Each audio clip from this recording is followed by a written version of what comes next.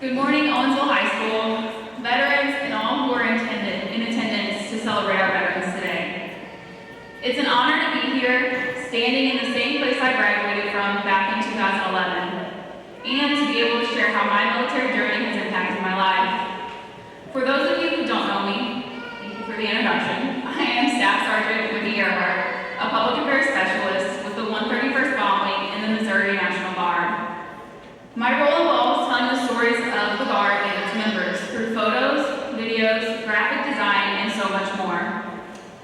With my job, I get to share the incredible work of our team. But if you told me back in high school that I'd end up here in uniform, I'm not sure I would have believed you.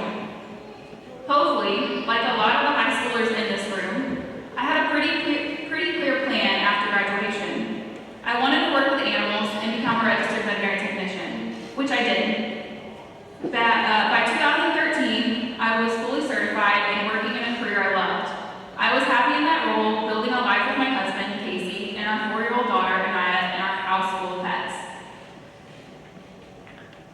But, as life often does, it threw us a curveball. We got older. That happens to all of us. And in 2019, we were both officially the ripe old age of 26, and we were forced to stop leeching off of our parents' health insurance. At the time, neither of us had jobs that offered health insurance, or it was too expensive to pay for it out of pocket, or our employers just didn't offer it either. This is when I began considering the military as a way to provide security for my family. I never planned on joining the military, but the journey to get there was filled with some pretty inspirational people, and it helped me along the way. Back when I was in high school, my older brother ran off and joined the Army National Guard. Looking back, I think that's when a tiny seed had been planted, and it kind of remained dormant. When it came time for that seed to start growing, I reached out to a fellow OHS graduate and soldier, Cassandra Kern, who reassured me by sharing her experience in the Guard and introduced me to an Army National Guard recruiter. The final push in breaking through the soil, if you will, came from our family Marine, Trevor. Trevor had no doubt, even at my old age, I was pursuing the correct path for myself and my family. I, however, cannot give all the credit solely to those individuals.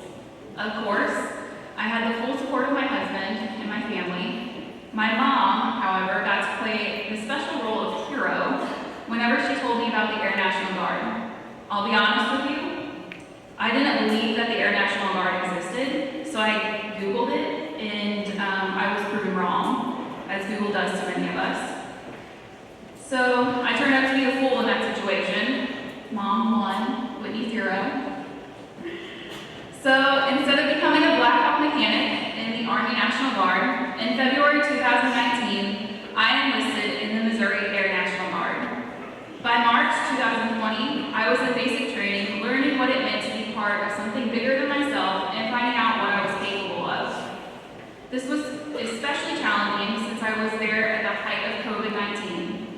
The pandemic added an extra layer of difficulty, but it also taught me resilience, adaptability, and the value of teamwork in ways I'd never experienced before. The military became more than just a job. It became my way of life, shaping my perspective, my confidence, and my purpose. The experiences I've had since then have been incredible. I've traveled across the country and even to other parts of the world. I've been to California to work alongside the Navy. I've been to New Mexico for leadership training. I went to Nova Scotia and integrated with our Canadian allies. And most memorably, and my personal favorite, I've been to Australia on a bomber task force deployment with our B-2 Spirit bombers. These experiences have not only strengthened my technical skills as a public affairs specialist, but also broadened my worldview. I've met people from all walks of life, learned from different cultures, and developed a deep appreciation for our shared mission and values. In the military, we talk a lot about our why, the reason we serve. Initially, my why was straightforward. I wanted to provide for my family and find new opportunities for myself. But over time, my why has grown beyond just providing for my family. It's about pride in representing my community, and it's about the growth I've experienced. The military has shaped me into a strong more well-rounded person, which in turn has helped me become a better spouse and parent. I've gained resilience, patience, and a new perspective that I bring home to my family every day. It's also about the bond I share with my fellow service members and the sense of purpose that comes from being part of something bigger than myself. One lesson I have learned, which I'd like to leave you with today, is the importance of stepping outside of your comfort zone. One of my former teachers, Coach Kevin Lay, encouraged us to get out of this small town, see the world, and bring those experiences back to enrich our community.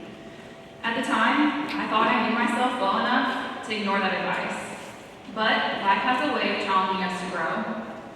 The military gave me courage to take that step, and it's led me to a much richer life than I ever could have imagined for myself and my family.